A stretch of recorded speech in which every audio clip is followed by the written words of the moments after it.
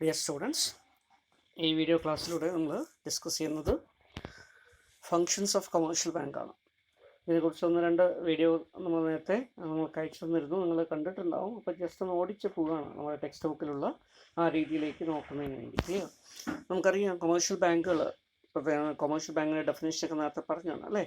അപ്പോൾ അങ്ങനെയുള്ളൊരു commercial bank നോക്കി അവർ പെർഫോം ചെയ്യുന്ന ഫങ്ഷൻസിനെ നമുക്ക് പ്രധാനമായിട്ടും ബ്രോഡായിട്ട് പറയുമ്പോൾ രണ്ട് ഫങ്ഷനായിട്ട് ഡിവൈഡ് ചെയ്യാം. ഒന്ന് കൺവെൻഷണൽ ഫങ്ഷൻ, രണ്ട് ഇന്നോവേറ്റീവ് ഫങ്ഷൻ. അപ്പോൾ ഇന്നോവേറ്റീവ് എന്ന് പറയുന്നത് മോഡേൺ പീരീഡിൽ, ഒരു മോഡേൺ ബാങ്കിങ് സ്ട്രക്ചറിൽ ടെക്നോളജി ഓറിയൻറ്റഡ് ആയിട്ടുള്ളൊരു സിറ്റുവേഷനാണ് 1991 ശേഷം വന്നതിന് ശേഷം വന്നിട്ടുള്ള ഡെവലപ്മെൻറ്റ്സാണ് ഇന്നോവേറ്റീവ് ബാങ്കിങ് ഫങ്ഷൻ. അപ്പോൾ 1990-കൾക്ക് ശേഷം അല്ലെങ്കിൽ പുതിയ മില്ലേനിയം, ന്യൂ മില്ലേനിയം ആ സമയത്ത് വന്നിട്ടുള്ളതാണ് innovative banking function. Conventional function traditionally ഒരു കൊമേഴ്ഷ്യൽ ബാങ്ക് ചെയ്തു വന്നിരുന്നുള്ള ഫങ്ഷൻസാണ് കൺവെൻഷണൽ ഫങ്ഷൻ. ഇനി ഈ കൺവെൻഷണൽ ഫങ്ഷൻസ് തന്നെ നമ്മൾ നോക്കുകയാണെങ്കിൽ അവരെ പ്രൈമറി ഫങ്ഷൻ എന്നും അതുപോലെ തന്നെ സെക്കൻഡറി ഫങ്ഷൻ എന്നും നമുക്ക് പറയാൻ പറ്റും. പ്രൈമറി ഫങ്ഷൻ തന്നെ വീണ്ടും നമുക്ക് ഡിവൈഡ് ചെയ്യാൻ പറ്റും. അവിടെ അക്സെപ്റ്റൻസ് ഓഫ് ഡിപ്പോസിറ്റ്സും ലെൻഡിങ് ഓഫ് മണി, ഇങ്ങനെ നമുക്ക് പ്രധാനമായിട്ട് രണ്ടായിട്ട് പറയാം. ചില ഓതേഴ്സ് തന്നെ മൂന്നാമത്തെ കൂടെ പറയുന്നുണ്ട്, പേയ്മെൻറ്റ് ആൻഡ് സെറ്റിൽമെൻറ്റ് ഒരു ഫംഗ്ഷനായിട്ട് പറയാം. അപ്പോൾ അങ്ങനെ വരുന്ന സമയത്ത് അവിടെ ട്രാൻസ്ഫർ ഓഫ് ഫണ്ട് ആ രീതിയിലേക്കും വരാം. എങ്കിലും ചിലവരത് സെക്കൻഡറി ആയിട്ട് പറയാനുണ്ട്, ചിലവരത് പ്രൈമറി ആയിട്ട് ഉൾപ്പെടുത്തുന്നുണ്ട്. ഓക്കെ, സോ ജസ്റ്റ് ഒന്ന് നമുക്ക് പറഞ്ഞു പോകാം. So number 1 primary function. അതിൽ വരുന്നവർക്ക് എന്തൊക്കെയാണ് പ്രൈമറി ഫങ്ഷൻ ആയിട്ട് വരിക? Number 1 receiving of deposits. Accepting deposit എന്ന് പറയുന്നത് റിസീവിങ് ഓഫ് ഡിപ്പോസിറ്റ്സ് ആണ്. അപ്പോൾ എന്തൊക്കെ ഡിപ്പോസിറ്റ്സ് നമ്മൾ നേരത്തെ പറഞ്ഞു അല്ലേ? അത് കറണ്ട് ആവാം, സേവിങ്സ് ആവാം, ഫിക്സഡ് ആവാം, റിക്കറിങ് ആവാം. അങ്ങനെയുള്ള ഡിപ്പോസിറ്റുകളൊക്കെ സ്വീകരിക്കുക. Lending of money, making loans and advances എന്നാണ് പറയുന്നത്. ഇവിടെ എന്തൊക്കെയാണ് ലെൻഡിങ്? സാധാരണ നമ്മൾ പറയുമ്പോൾ ലെൻഡിങ് ഓഫ് മണി എന്നാണ് പറയുക. ലെൻഡിങ് ആക്ടിവിറ്റിയിൽ ഒരു ഫംഗ്ഷനായിട്ട് വരുമ്പോൾ എന്തൊക്കെയാണ് അതിൽ വരിക? അവിടെ ഡിഫറെൻറ്റ് ടൈപ്സ് ഓഫ് ലോൺ എങ്ങനെയൊക്കെ കൊടുക്കും? നമ്മൾ ഓവർ ഡ്രാഫ്റ്റ് കൊടുക്കും, ക്യാഷ് ക്രെഡിറ്റ് കൊടുക്കും, ലോൺസ് കൊടുക്കും, ലോൺസ് ആൻഡ് അഡ്വാൻസസ് കൊടുക്കും. ദെൻ എന്തുകൂടെ കൊടുക്കുന്നുണ്ട്? ക്യാഷ് ക്രെഡിറ്റ് ഫെസിലിറ്റി കൊടുക്കുന്നുണ്ട്. ഓക്കെ, അപ്പോൾ over draft, cash credit, loans and advance, then discounting of bills exchange, discounting of bills of exchange അല്ലെങ്കിൽ ബില്ലുകൾ. ഓക്കെ, ഇതെല്ലാം ആര് ചെയ്യുന്നതാണ്? ബാങ്കുകൾ ചെയ്യുന്ന ഒരു ലെൻഡിങ് ആക്ടിവിറ്റിയാണ്. അപ്പോൾ ഈ രീതിയിലൊക്കെ ലെൻഡ് ചെയ്യാറുണ്ട്. ഓക്കെ, പിന്നെ ക്രെഡിറ്റ് ക്രിയേഷൻ, ഇത് ലെൻഡിങ്ങിൻ്റെ ഭാഗമായിട്ട് വരുന്ന ഒരു ആക്ടിവിറ്റിയാണ് ക്രെഡിറ്റ് ക്രിയേഷൻ. എങ്കിലും ഇവിടെ സെപ്പറേറ്റ് ആയിട്ടൊരു ഫംഗ്ഷനായിട്ട് പറയുന്നത്. Use of cheque system and plastic card അല്ലേ? ട്രാൻസ്ഫറും സെറ്റിൽമെൻറ്റിനും ഒക്കെ വേണ്ടിയിട്ട് എന്ത് ചെയ്യുന്നു? Uses check system or plastic card in the sense അല്ലേ, നമ്മളിപ്പോൾ പറയുന്നത് എന്താ? സ്മാർട്ട് കാർഡുകൾ എന്ന് പറയും അല്ലേ? ഡെബിറ്റ് കാർഡോ ക്രെഡിറ്റ് കാർഡോ അങ്ങനെയുള്ള ഏത് തരത്തിലുള്ള card payment. Okay, then transfer of funds, ഒരു സ്ഥലത്ത് നിന്ന് മറ്റൊരു സ്ഥലത്തേക്ക് ഫണ്ട് ട്രാൻസ്ഫർ, ഇങ്ങനെയുള്ള ബേസിക് ആയിട്ടുള്ള കുറേ ഫങ്ഷൻസ് ആര് പെർഫോം ചെയ്യുന്നുണ്ട്? ബാങ്കുകൾ പെർഫോം ചെയ്യുന്നുണ്ട്. ഇതിനാണ് പ്രൈമറി ഫങ്ഷൻ എന്ന് പറയുക. അപ്പോൾ പഴയ ടെക്സ്റ്റുകളൊക്കെ നോക്കുകയാണെങ്കിൽ നമുക്ക് രണ്ടെണ്ണേ ഉണ്ടാവുള്ളൂ.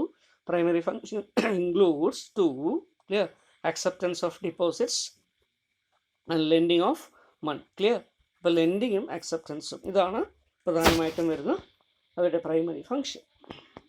നമുക്കിത് ഓരോന്നും പെട്ടെന്ന് നോക്കിപ്പോൾ അല്ലേ, എന്തൊക്കെയാണല്ലേ? Acceptance of deposit, fixed deposit already നോക്കിയതുകൊണ്ട് കൂടുതൽ പറയുന്നില്ല കേട്ടോ. എന്താ ഒരു നിശ്ചിത പീരീഡ് ഓഫ് അല്ലേ ടേമിൽ വരുന്ന ഡിപ്പോസിറ്റ് അക്സെപ്റ്റ് ചെയ്യുമ്പോൾ അതിൻ്റെ ഫിക്സഡ് ഡിപ്പോസിറ്റ് മതി. സേവിങ്സ് എന്താണ്? സേവിങ്സ് ചെറിയ സേവിങ്സ് മൊബിലൈസ് ചെയ്യുന്നതിന് വേണ്ടി ഇൻഡിവിജ്വൽ അക്കൗണ്ട് ഹോൾഡേഴ്സിന് ഓപ്പൺ ചെയ്യുന്നതിന് വേണ്ടി നമ്മൾ കൊടുക്കുന്നതാണ് സേവിങ്സ് ഡിപ്പോസിറ്റ്സ് എന്ന് പറയുന്നത്. ഓക്കെ, റിക്കറിങ് ഡിപ്പോസിറ്റ്സ് എന്താ? ഒരു റെഗുലറായിട്ട് ഒരു പീരിയോഡിക് വരുമാനമുള്ള ആളുകളെ സംബന്ധിച്ചിടത്തോളം ചേരാൻ പറ്റുന്നതാണ്. മന്ത്ലി ആയിട്ടോ ഡെയിലി ബേസിസിലോ വീക്ക്ലിയോ മന്ത്ലിയോ ക്വാർട്ടർലിയോ അല്ലെങ്കിൽ ഇയർലിയോ ഡിപ്പോസിറ്റ് ചെയ്യുന്ന തരത്തിൽ വരുന്നതാണ് recurring deposits. Okay, then home safe deposits, അത് ഒരു ടൈപ്പ് ഓഫ് ഡിപ്പോസിറ്റ് ആയിട്ടിവിടെ പറയുന്നതാണ്. This is a new other type of deposits account to encourage the savings habit of a people.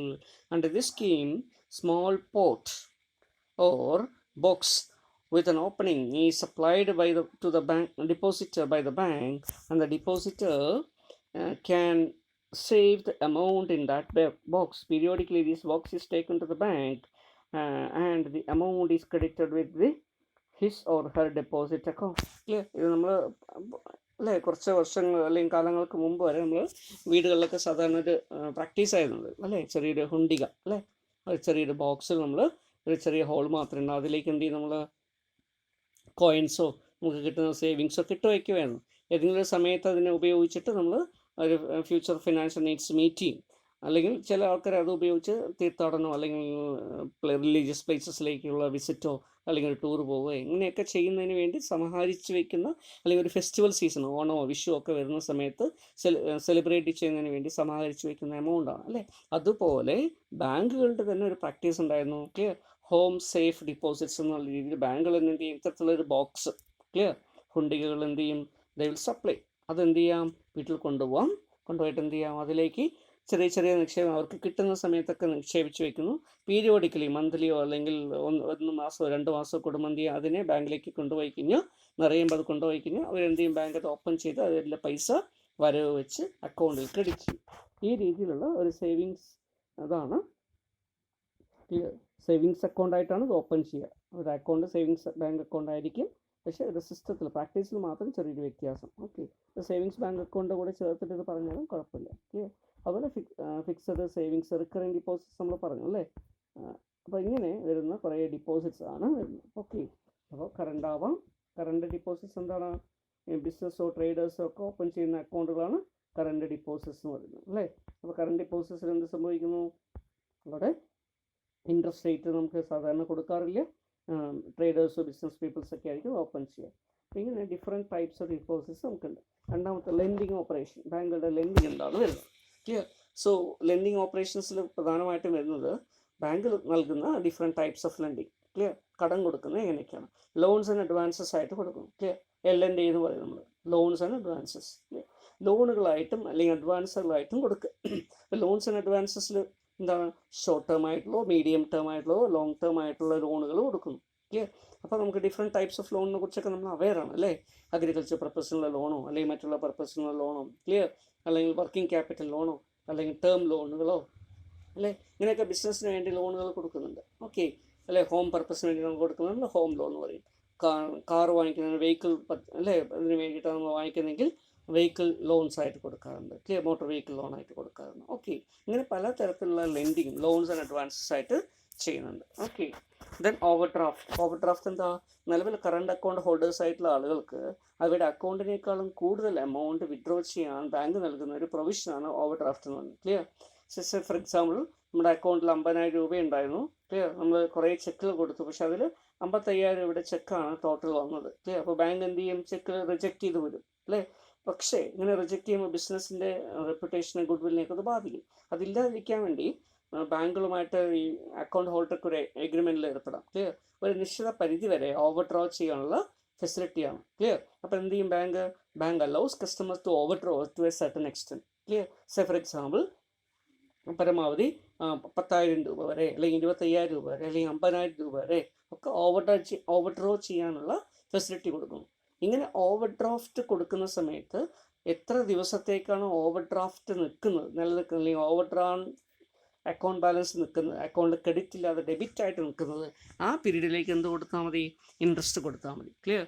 അത് പിന്നീട് നമ്മൾ ഡെപ്പോസിറ്റ് ചെയ്യുമ്പോൾ അത് ഓവർ ഡ്രാഫ്റ്റ് ഇല്ലാതായിട്ട് മാറും. അപ്പോൾ പിന്നീട് പലിശ കൊടുക്കണം. ഈ രീതിയിലുള്ളൊരു ഫെസിലിറ്റിയാണ് ഓവർ ഡ്രാഫ്റ്റ് എന്ന് പറയുന്നത്. Clear. So under this facility the depositors are allowed to withdraw money from a bank. Clear. more than their deposits. Clear, more than the amount, clear, to the credit of their deposit. അവരുടെ അക്കൗണ്ടിലുള്ള ഡിപ്പോസിറ്റ്സിലുള്ള എമൗണ്ടിൻ്റെ അല്ലേ ബാലൻസിനേക്കാളും കൂടുതൽ ഒരു amount withdraw ചെയ്യാൻ ബാങ്കുകൾ permit ചെയ്യുന്നു. So it is granted against collateral securities or to the personal security. Clear. ഒന്നുകിൽ collateral security വാങ്ങിച്ചിട്ട് ചെയ്യും, അല്ലെങ്കിൽ പേഴ്സണൽ സെക്യൂരിറ്റിയുടെ അടിസ്ഥാനത്തിൽ തന്നെ ചെയ്യും. ക്ലിയർ. സാധാരണ ബിസിനസ്സുകാർക്ക് പേഴ്സണൽ സെക്യൂരിറ്റിയുടെ അടിസ്ഥാനത്തിലായിരിക്കും കൊടുക്കാം. So interest is charged on the amount which is overdrawn by the depositor. Okay. Then cash credit. എന്താണ് ക്യാഷ് ക്രെഡിറ്റിൻ്റെ പ്രത്യേകത? So it is a type of loan granted to the borrower against the current assets such as shares, stocks, bonds, etc. Under this arrangement, The borrower is allowed to a specific amount of advance under a separate account known as cash credit account. Clear? അപ്പോൾ സാധാരണ ബിസിനസ്സുകാർക്ക്, ഇപ്പോൾ ബിസിനസ്സുകാർക്ക് മാത്രമല്ല എല്ലാ ആളുകൾക്കും, that is ഫാർമേഴ്സിനും അഗ്രികൾച്ചറിസ്റ്റിനും ഒക്കെ ഇത് കൊടുക്കുന്നുണ്ട്. അപ്പോൾ നേരത്തെ ഇതിൻ്റെ ഫെസിലിറ്റി എന്തായിരുന്നു? ക്യാഷ് ക്രെഡിറ്റ് ബിസിനസ് പീപ്പിൾ ആയിരുന്നു. ക്ലിയർ? അപ്പോൾ അവർ ബാങ്കുകളായിട്ട് ഒരു എഗ്രിമെൻറ്റിൽ ഏർപ്പെട്ട് ക്യാഷ് ക്രെഡിറ്റ് അക്കൗണ്ട് ഓപ്പൺ ചെയ്യും. ക്യാഷ് ക്രെഡിറ്റ് എന്താ? ഒരു നിശ്ചിത തുക, ക്ലിയർ, ബാങ്കുകൾ എഗ്രി ചെയ്യുന്നു. ആ തുക വരെ വിഡ്രോ ചെയ്യുന്നതിന്, ക്ലിയർ, ബാങ്കിൽ വീണ്ടും വീണ്ടും എന്ത് ചെയ്യേണ്ട, ആപ്ലിക്കേഷൻ കൊടുക്കേണ്ട കാര്യമില്ല. ക്ലിയർ? അതില്ലാതെ തന്നെ അവർക്ക് എന്ത് ചെയ്യാൻ പറ്റും? എമൗണ്ട് അഡ്വാൻസ് എടുക്കാൻ പറ്റും. അങ്ങനെ ഗ്രാൻഡ് ചെയ്യുന്ന തുകയിൽ എത്ര തുകയാണോ വിഡ്രോ ചെയ്യുന്നത്, ആ തുകയ്ക്ക് മാത്രം എന്ത് ചെയ്താൽ മതി? ആ ലോണിൻ്റെ പലിശ കൊടുത്താൽ മതി. സാധാരണ ഒരു ട്രഡീഷണൽ ലോൺസ് ആൻഡ് അഡ്വാൻസസ് എന്ന് പറയുന്നത്, ഒരിക്കൽ നമ്മൾ ലോൺ എമൗണ്ട് അപ്ലൈ ചെയ്ത് കഴിഞ്ഞാൽ മുഴുവൻ തുകയും സാങ്ഷൻ ആവും. എന്നിട്ട് എന്ത് ചെയ്യും? സാങ്ഷൻ ആയിട്ടുള്ള മുഴുവൻ തുകയും നമ്മുടെ അക്കൗണ്ടിൽ ക്രെഡിറ്റ് ആവും, ബാങ്ക് ഡിപ്പോസിറ്റ് അക്കൗണ്ടിൽ ക്രെഡിറ്റ് ആവും. ആ മുഴുവൻ തുകയ്ക്ക് നമ്മൾ എന്ത് ചെയ്യണം? പലിശ കൊടുക്കണം. നമ്മൾ വിഡ്രോ ചെയ്താലും ശരി, ഇല്ലെങ്കിലും ശരി. പക്ഷേ ക്യാഷ് ക്രെഡിറ്റിനൊരു വ്യത്യാസമുള്ളത്, ക്യാഷ് ക്രെഡിറ്റിൽ ഒരു എമൗണ്ട് നമുക്ക് സാങ്ഷൻ ആക്കും. ക്ലിയർ? ആ സാങ്ഷൻ ആക്കുന്ന എമൗണ്ടിൽ ക്യാഷ് ക്രെഡിറ്റ് അക്കൗണ്ടിലേക്കാണ് അത് വരിക. ആ ക്യാഷ് ക്രെഡിറ്റ് അക്കൗണ്ടിൽ നിന്ന് നമ്മൾ എത്രയാണോ വിഡ്രോ ചെയ്യുന്നത്, ആ വിഡ്രോ ചെയ്യുന്ന എമൗണ്ടിന് മാത്രം എന്ത് ചെയ്താൽ മതി? പലിശ കൊടുത്താൽ മതി. ക്ലിയർ? അപ്പോൾ ഇൻട്രസ്റ്റ് ബേർഡൻ നമുക്ക് വളരെയധികം കുറയ്ക്കാൻ പറ്റും. അപ്പോൾ ആവശ്യമുള്ള സമയത്ത് ആവശ്യമുള്ള എമൗണ്ട് മാത്രം വിഡ്രോ ചെയ്യാനും, വിഡ്രോ ചെയ്തിട്ടുള്ള എമൗണ്ടിന് മാത്രം എന്ത് ചെയ്താൽ മതി? പലിശ കൊടുക്കുകയും ചെയ്താൽ മതി. അപ്പോൾ ഈ രീതിയിലുള്ളൊരു ഫെസിലിറ്റിയാണ് ക്യാഷ് ക്രെഡിറ്റ് എന്ന് പറയുന്നത്. പ്രത്യേകിച്ച് ടെമ്പററി ആൻഡ് ഷോർട്ട് ടേം ആയിട്ടുള്ള ക്യാഷ് റിക്വയർമെൻറ്റ് മീറ്റ് ചെയ്യാൻ വേണ്ടിയിട്ടാണ് ബാങ്ക് ഇൻഡസ്ട്രീസ് ഇത് ഉപയോഗിക്കുക, ബിസിനസ്സുകാർ ഇത് ഉപയോഗിക്കുക. ക്ലിയർ? അപ്പോൾ വർക്കിംഗ് ക്യാപിറ്റൽ റിക്വയർമെൻറ്റ് വരുമ്പോൾ അവരുടെ കൈവശമുള്ള ഷെയറോ സ്റ്റോക്കോ ബോണ്ടുകളോ അല്ലെങ്കിൽ അങ്ങനെയുള്ള ഏതെങ്കിലും കൊളാറ്ററൽസ് ഒക്കെ പണയപ്പെടുത്തിക്കൊണ്ട്, അല്ലെങ്കിൽ അതിനെ ഒരു കൊളാറ്ററലായിട്ട് കൊടുത്തുകൊണ്ട് ബാങ്കുകൾ എന്ത് ചെയ്യും? They will avail cash credit facility. Clear? So interest is charged on the amount withdrawn from the cash credit account and not on the full amount sanction. അപ്പോൾ ഒരു പർട്ടിക്കുലർ എമൗണ്ട് സാങ്ഷൻ ചെയ്തു, ഫോർ എക്സാമ്പിൾ 5 ലക്ഷം രൂപ cash credit sanction ചെയ്തു എന്ന് വിചാരിക്കും ഒരു ബിസിനസ്സാണ്. 5 ലക്ഷം രൂപയ്ക്കും സാങ്ഷൻ ചെയ്ത ഉടനെ പലിശ കൊടുക്കണ്ട. ഒരാൾ 1 lakh റുപ്പിയാണ് അതിൽ വിഡ്രോ ചെയ്തത്. ക്ലിയർ? അപ്പോൾ 1 lakh റുപ്പീസിന് മാത്രം പലിശ കൊടുത്താൽ മതി. Clear?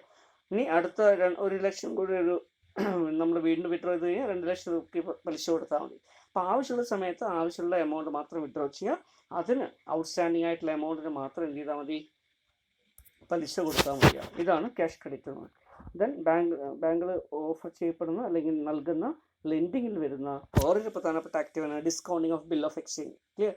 So discounting of bill of എക്സ്ചേഞ്ചിൽ എന്താ ചെയ്യുക? സാധാരണ രീതിയിൽ ബാങ്കുകൾ എന്ത് ചെയ്യുന്നു? They discounts, clear, the trade bills, commercial bills of business firm. Clear? Business ഫേമുകൾ കൊണ്ടുവരുന്ന കൊമേഴ്ഷ്യൽ ബിൽ, അല്ലേ? ബിസിനസ് സാധാരണ എന്ത് ചെയ്യാറുണ്ട്? കടം കൊടുക്കാറുണ്ട്. ഇങ്ങനെ കൊടുക്കുന്ന കടം, അല്ലേ, അതിന് പകരമായിട്ട്, അതിന് തെളിവായിട്ട് അവരെന്ത് ചെയ്യാറുണ്ട്? They will clear avail bill of exchange.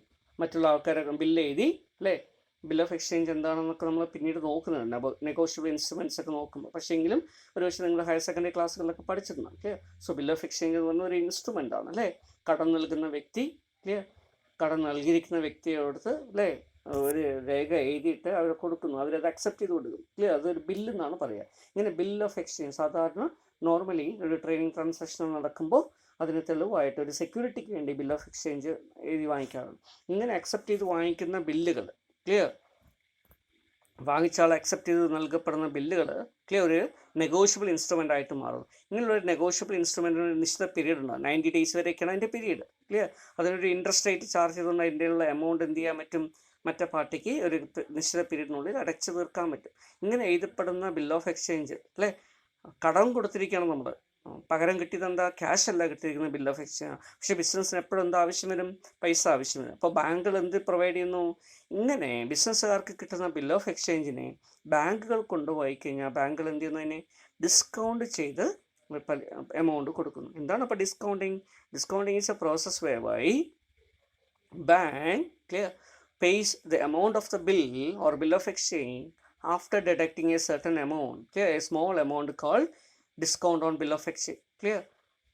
Discount, അതിന് ഡിസ്കൗണ്ട് എന്ന് പറഞ്ഞാൽ ചെറിയൊരു എമൗണ്ട്, ക്ലിയർ, ചെറിയൊരു കൺസിഡറേഷൻ വാങ്ങിച്ചുകൊണ്ട് ഡിസ്കൗണ്ട് ചെയ്തിട്ട്, ഡിസ്കൗണ്ട് ചെയ്യാൻ പറഞ്ഞപ്പോൾ എന്താ? അതിനാണ് ഇവിടെ പറയുന്നത് ഈ ഇൻഡസ്ട്രിയോ ബിസിനസ്സോ അല്ലെങ്കിൽ ട്രേഡേഴ്സോ കൊണ്ടുവന്ന ബില്ലുകളെ, ക്ലിയർ, ഒരു ചെറിയൊരു എമൗണ്ട് തുക ഈടാക്കിക്കൊണ്ട്, കമ്മീഷനായി ഈടാക്കിക്കൊണ്ട് ക്ലിയർ ഒരു എന്ത് ചെയ്യുന്നു ബാങ്കിൽ ബാക്കിയുള്ള തുക കൊടുക്കുന്നു. ഫോർ എക്സാമ്പിൾ 1000 രൂപയുടെ ഒരു ബില്ലാണെന്ന് വിചാരിക്കുക. ക്ലിയർ അതിലൊരു 50 രൂപ കുറച്ച് 950 രൂപ എന്ത് ചെയ്യുന്നു അവർക്ക് നൽകുന്നു. ക്ലിയർ ഈ 50 രൂപ ഡിസ്കൗണ്ട് ആയിട്ട് വയ്ക്കുന്നു.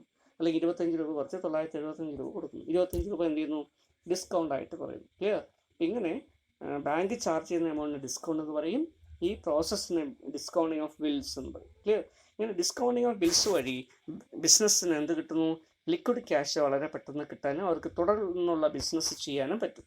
ക്ലിയർ ഇങ്ങനെ ഇതൊരു തരത്തിലുള്ള അഡ്വാൻസ് ആണ് അല്ലേ. കാരണം എന്താ, ബാങ്കുകൾക്ക് ഇങ്ങനെ ഡിസ്കൗണ്ട് ചെയ്യുന്ന ബില്ലുകൾ, ഡിസ്കൗണ്ട് ചെയ്ത് കിട്ടുന്ന ബില്ലുകൾ ക്ലിയർ അതിൻ്റെ പൈസ ആരാ കളക്ട് ചെയ്യുക, ബാങ്കുകളാണ് കളക്ട് ചെയ്യുക. എപ്പോഴാണ് അവർക്ക് അതിൻ്റെ എമൗണ്ട് കിട്ടുക, മെച്യൂരിറ്റി പീരീഡിലാണ് കിട്ടുക. അപ്പോൾ 90 ഡേയ്സിനൊരു ബില്ല് ചെയ്തിട്ടുണ്ടെങ്കിൽ 90 ദിവസം കഴിഞ്ഞിട്ടേ ബാങ്കിന് പൈസ കിട്ടുള്ളൂ. ക്ലിയർ അപ്പോൾ 90 ദിവസം മുമ്പ് ആർക്ക് കിട്ടും പൈസ, ബിസിനസ്സുകാർക്ക് ബാങ്ക് പൈസ കൊടുത്തു. ക്ലിയർ 90 ദിവസം കഴിഞ്ഞിട്ട് കളക്ട് ചെയ്യും. ക്ലിയർ ഇങ്ങനെ collection of bill of exchange ഇവർ തന്നെയാണ് ചെയ്യുക. ക്ലിയർ ഇതൊക്കെ നിങ്ങൾ നേരത്തെ പഠിച്ചതുകൊണ്ട് കൂടുതൽ പറയുന്നില്ല.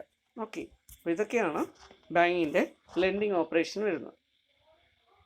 ദെൻ വേറൊരു പ്രധാനപ്പെട്ട ഫോം ഓഫ് അഡ്വാൻസ് കൂടെ ബാങ്കിൽ ചെയ്യാറുണ്ട്. That is call money at call and short notice. വളരെ ഷോർട്ട് പീരീഡിലേക്കുള്ള ഒരു ലെജിബിളായിട്ട് തോന്നില്ല ആയിരിക്കും അല്ലേ, നിങ്ങൾക്ക് ക്ലിയർ ആയിട്ട് വരുന്നുണ്ടാവില്ല.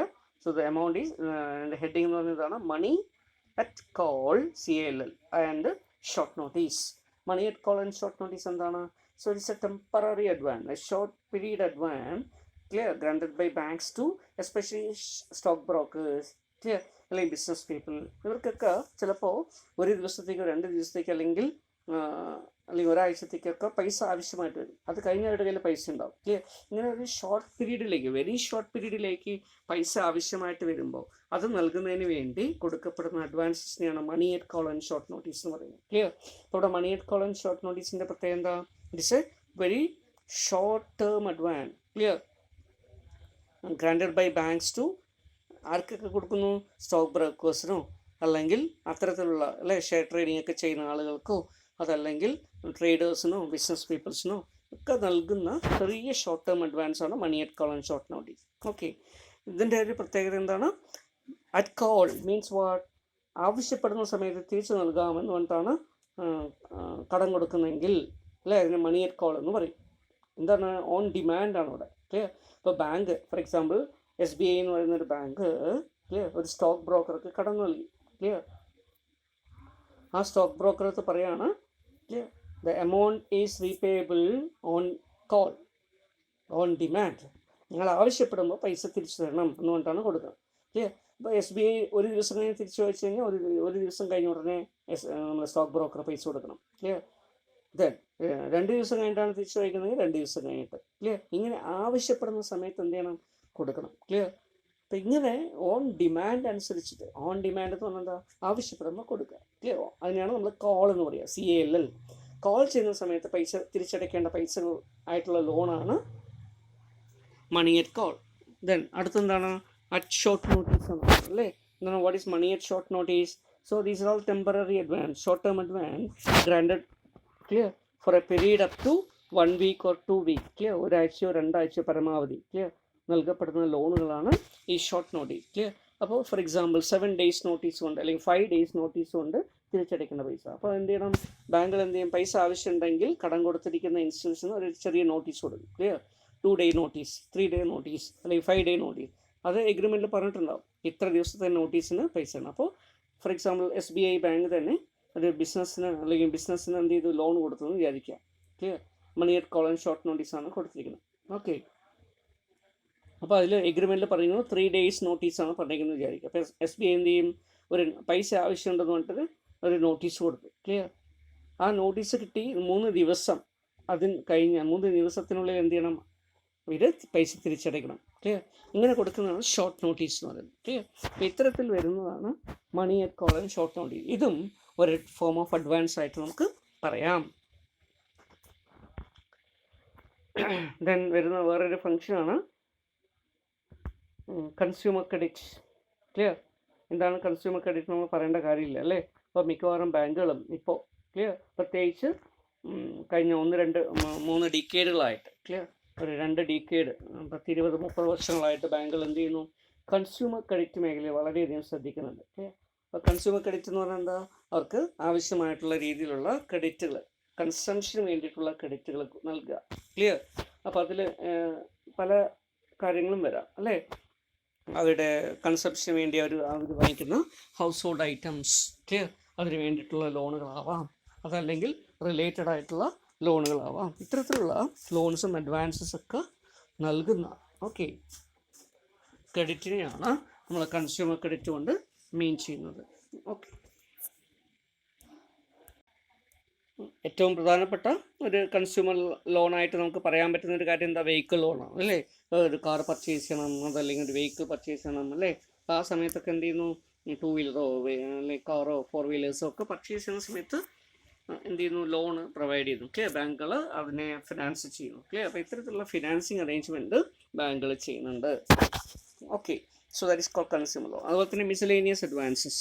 എന്താണ് മിസലേനിയസ് അഡ്വാൻസസ് പറയുന്നത്? ഇതിനെല്ലാം പുറമെ കൊമേഴ്ഷ്യൽ ബാങ്കുകൾ എന്തുകൂടെ ചെയ്യുന്നു, they provide advances to clear exporters for short period. Clear? ചെറിയ ഷോർട്ട് പീരീഡിലേക്ക് എക്സ്പോർട്ടേഴ്സിന് എന്ത് ചെയ്യുന്നു, പൈസ കൊടുക്കുന്നുണ്ട്. കാരണം എക്സ്പോർട്ട് ചെയ്ത ഉടനെ എന്ത് കിട്ടില്ല, ചിലപ്പോൾ ഇമ്പോർട്ടിൽ നിന്നും പൈസ കിട്ടില്ല അല്ലേ.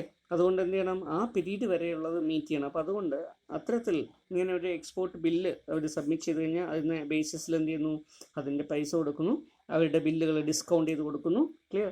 സോ അതുപോലെ തന്നെ ബില്ലുകൾ ബാങ്കുകൾ തന്നെ പർച്ചേസ് ചെയ്യുന്നു. ഓക്കെ, അതൻ ഫിനാൻസിങ് ഫോർ സെൽഫ് എംപ്ലോയ്മെൻറ്റ് അല്ലേ. സെൽഫ് എംപ്ലോയ്മെൻറ്റിന് വേണ്ടി, സ്വയം തൊഴിലിന് വേണ്ടിയിട്ടുള്ള ആളുകൾക്ക് പൈസ കൊടുക്കുന്നു അല്ലെങ്കിൽ കടം കൊടുക്കുന്നു. ഓക്കെ, ദെൻ ഇങ്ങനെ പലതരത്തിലുള്ള ലോണുകളും ലെൻഡിങ്ങും ആര് ചെയ്യുന്നുണ്ട്, ബാങ്കുകൾ ചെയ്യുന്നുണ്ട്. ഇതൊക്കെ ലെൻഡിങ്ങിൽ വരുന്ന ഒരു ആസ്പെക്റ്റ് ആയിട്ടാണ് നമുക്ക് പറയാൻ പറ്റുക. So next is credit creation. ബാങ്കുകൾ ചെയ്യപ്പെടുന്ന വേറൊരു പ്രധാനപ്പെട്ട ആക്ടിവിറ്റിയാണ് ക്രെഡിറ്റ് ക്രിയേഷൻ എന്ന് പറയുന്നത്. ക്ലിയർ?